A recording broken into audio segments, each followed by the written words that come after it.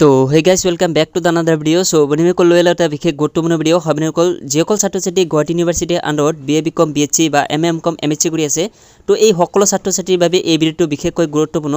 কিয়নো আপোনালোকে এই ভিডিওটোত গম পাব যে যিসকল ছাত্ৰ-ছাত্ৰীয়ে অনলাইন মাধ্যমত এক্সাম দিব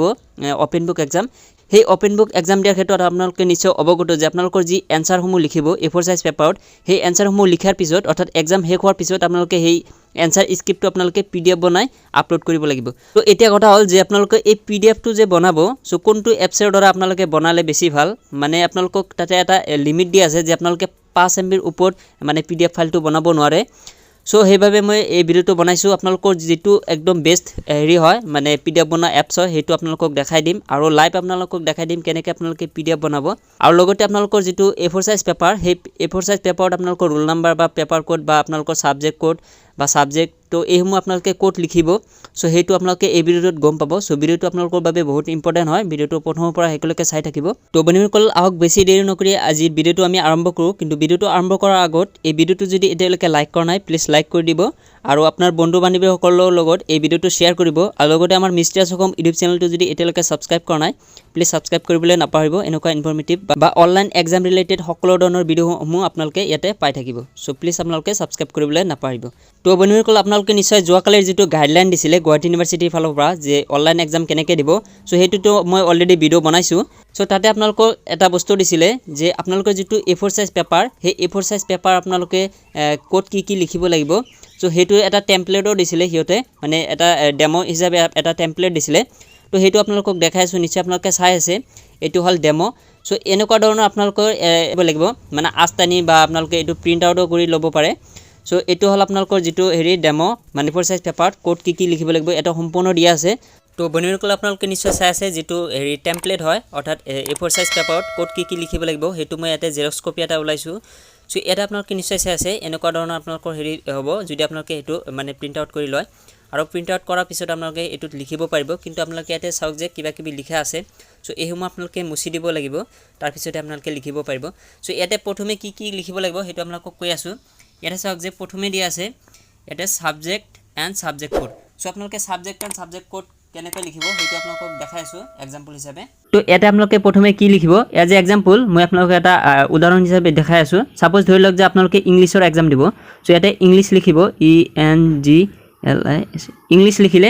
সো ইংলিশ লিখাৰ পিছত এটা তাৰ পিছত ইফালে দিয়া আছে সাবজেক্ট কোড সো সাবজেক্ট লিখিলে তাৰ পিছত সাবজেক্ট কোড সো ইংলিশৰ সাবজেক্ট কোডটো কেনেকুৱা ধৰণৰ হেতু আপোনালোকে দিব লাগিব আৰু এতে যেটো এক্সাম্পল দি আছো তাতে আপোনালোকক এনেকুৱা হ'ব ENG সো এনেকুৱা মানে শৰ্ট ফৰ্মত যেটো হেৰি হয় ইংলিশৰ এটো সাবজেক্ট কোড সো এনেকুৱা ধৰণৰ আপোনালোকৰ যেটো সাবজেক্ট হয় সেই সাবজেক্টৰ নামটো দিব তাৰ পিছত আপোনালোকৰ সাবজেক্ট কোড দিব তো তাৰ পিছত আহিলে ৰেজিষ্ট্ৰেচন নম্বৰ সো ৰেজিষ্ট্ৰেচন নম্বৰটো আপোনালোকে নিশ্চয় অৱগত যে ৰেজিষ্ট্ৰেচন নম্বৰটো কোনটো হয় সো সেই আপোনালোকৰ যেটো ৰেজিষ্ট্ৰেচন নম্বৰ সেই ৰেজিষ্ট্ৰেচন নম্বৰটো ইয়াতে দিব লাগিব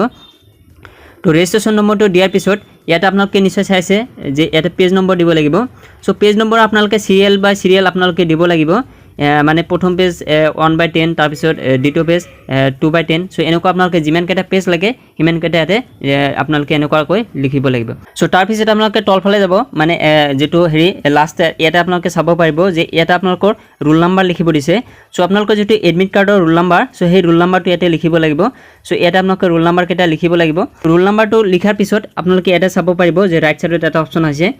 মানে এটা বাকচ আছে সো ইয়াতে আপোনালোকে নিশ্চয় চাই আছে পেপাৰ কোড সো ইয়াতে আপোনালোকে পেপাৰ কোড লিখিব লাগিব সো এটা আপোনালোকে প্ৰথমে ৰোল নাম্বাৰটো লিখিব UC191 এনেকুৱা ধৰণৰ মানে আপোনালোকৰ যেটো হেৰি মানে ৰোল নাম্বাৰ এডমিট কাৰ্ডৰ হেতু লিখিলে তাৰ পিছত ইফালে পেপাৰ কোড সো পেপাৰ কোডত আপোনালোকে সাপোজ ধৰি লওক যে 5.1 মানে এজ এ এক্সাম্পল আপোনালোকক দেখাই আছো এটো এনেকুৱা ধৰণৰ আপোনালোকে পেপাৰ কোড থাকে আৰু পেপাৰ কোড আৰু সাবজেক্ট কোডৰ ওপৰত যদি ভিডিও লাগে এক্সট্ৰাকে হেতু আপোনালোকে কমেন্ট কৰিলে আপোনালোকৰ বাবে ভিডিও লৈ আহিম তো তাৰ পিছত আহিলে ইয়াতে চাওক যে যেটো হেৰি এনসাৰসমূহ সেই এনসাৰসমূহ ইয়াতে লিখিব লাগিব সো ইয়াতে আপোনালোকক কোৱেশ্চন নম্বৰ 1 দি আপোনালোকে এনসাৰসমূহ লিখা ষ্টাৰ্ট কৰিব আৰু তাৰ পিছত আপোনালোকৰ নেক্সট যেটো হেৰি পেজ সেই নেক্সট পেজটো আপোনালোকে দেখাইছো সো এজ এক্সাম্পল আপোনালোকক এটা যিকোনো এটা পেজ মই দেখাম সো আকৌ আপোনালোকে ইয়াতে সাবজেক্ট এন্ড সাবজেক্ট কোড লিখিব লাগিব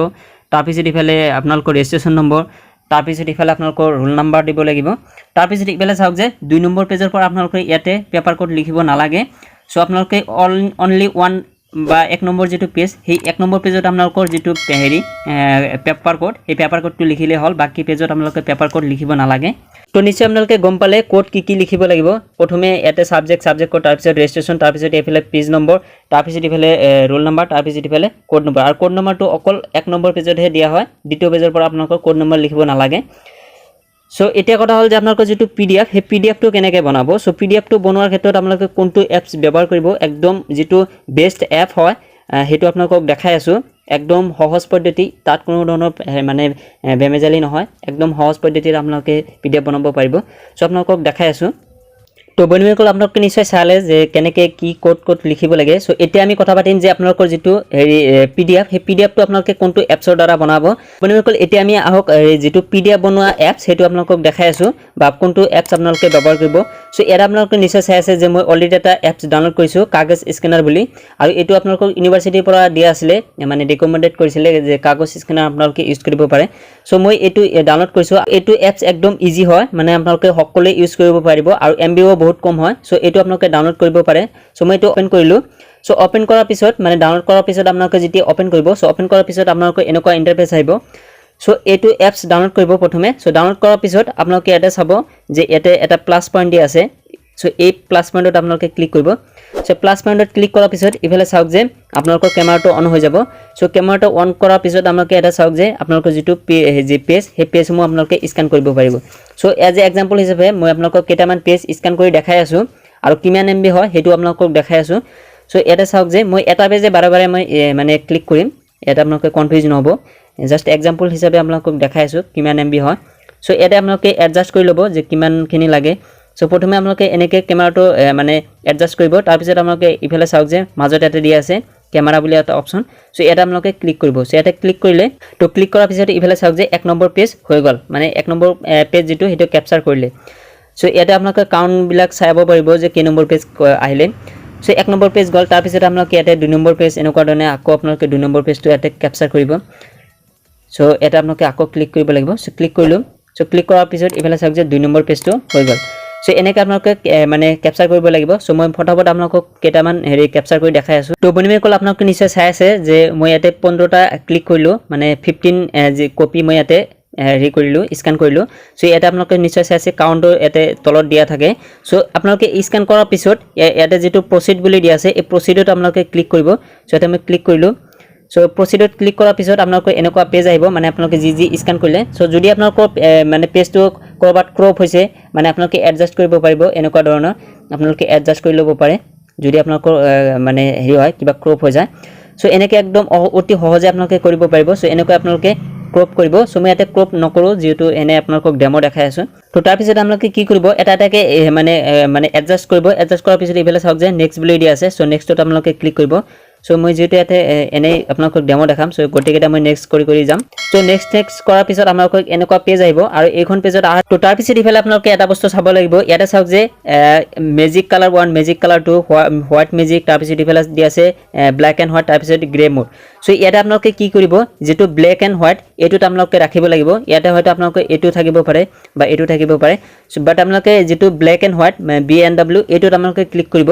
এটোত আপোনালোকে ৰাখিব লাগিব আৰু এটো ৰাখিলে আপোনালোকৰ এমবিটো কম হ'ব মানে কম এমবিতে আপোনালোকে ভাল মানে পিডিএফ বনাব পাৰিব আৰু এটো গুৱাহাটী ইউনিভাৰ্চিটিৰ ফালৰ পৰা অলৰেডি কৈছে যে আপোনালোকে ব্ল্যাক এণ্ড হোৱাইটত পিডিএফ সমূহ বনাব বা স্ক্যান কৰিব সো এটো আপোনালোকে এটা সিলেক্ট কৰি লব সো সিলেক্ট কৰাৰ পিছত ইফালে চাওক যে ডান বুলি দিয়া আছে সো ডানত আপোনালোকে ক্লিক কৰিব সো এটা ডানত ক্লিক কৰিলো তো এটা চাওক যে গটিকেখন পেজ শো কৰিছে 1 2 3 4 5 তো এনেকৈ গটিকেখন পেজ আহিছে আৰু মই আৰু এটা পেজ মানে এড কৰিছিলো হেবে এটা 16টা হৈছে আৰু 16টা পেজৰ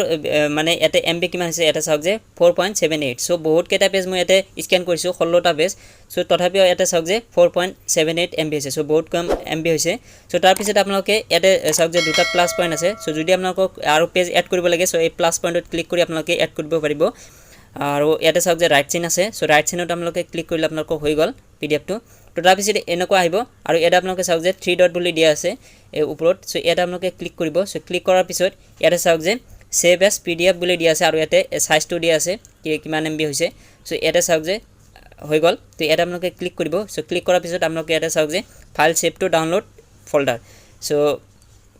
ইয়াতে আপোনালোকৰ সেভ হৈ গ'ল ডাউনলোড ফল্ডাৰত সো ডাউনলোড ফল্ডাৰত গৈ আপোনালোকে হেতু উলাই লব বা বেলেগ ঠাইত আপোনালোকে মুভ কৰি লব পাৰে সো এনেকৈ আপোনালোকে পিডিএফ বনাব আৰু এটো এমবি টো আপোনালোকে নিশ্চয় চালে যে বহুত কম এমবিতে আপোনালোকৰ এটো হৈ গ'ল তো এইটো কাগজ স্ক্যানাৰ এপছৰ দ্বাৰা হৈ গ'ল যদি ইয়াতকৈ আৰু কম এমবিত আহে সো মই ভিডিও বনোৱাৰ বাবে ট্ৰাই কৰিম যদি আৰু ইয়াতকৈ কম এমবিত পিডিএফ হৈ যায় সো হেমু যদি পসিবল হয় মই আপোনালোকক ভিডিও বনাই কৈ দিম বাট বৰ্তমানলৈকে আপোনালোকে এটো জানি লওক যে এটো এপছৰ দ্বাৰা আপোনালোকে অতি কম এমবিতে আপোনালোকে পিডিএফ বনাব পাৰিব আৰু এটো কাম কিন্তু আপোনালোকে এতিয়াৰ পৰাই মানে ষ্টাৰ্ট কৰিব মানে ট্ৰাই কৰি থাকিব প্ৰেক্টিস কৰি থাকিব কেনেকৈ কি কৰিব লাগে বা যেটো পিডিএফ বনাব সেই পিডিএফ টো কোড গৈ সেভ হল সো হেমু যাতে আপোনালোকে এতিয়া গম পায় বা এতিয়াৰ পৰা আপোনালোকে জানি থয় আৰু যদি আপোনালোকৰ পিডিএফ বনাত কিবা প্ৰবলেম হয় বা কিবা ডাউট থাকে কমেন্ট কৰি সুধিব পাৰে সো এই আছিল ভিডিওটো আশা কৰো ভিডিওটো ভাল লাগিছে যদি ভিডিওটো ভাল লাগিছে প্লিজ লাইক কৰি দিব আৰু আমাৰ মিষ্টাৰ অসম ইউটিউব চেনেলত নতুন আলে প্লিজ সাবস্ক্ৰাইব কৰিবলৈ নাপাহৰিব সো বন্ধুসকল আজিলৈকে মানে বাই জয় অসম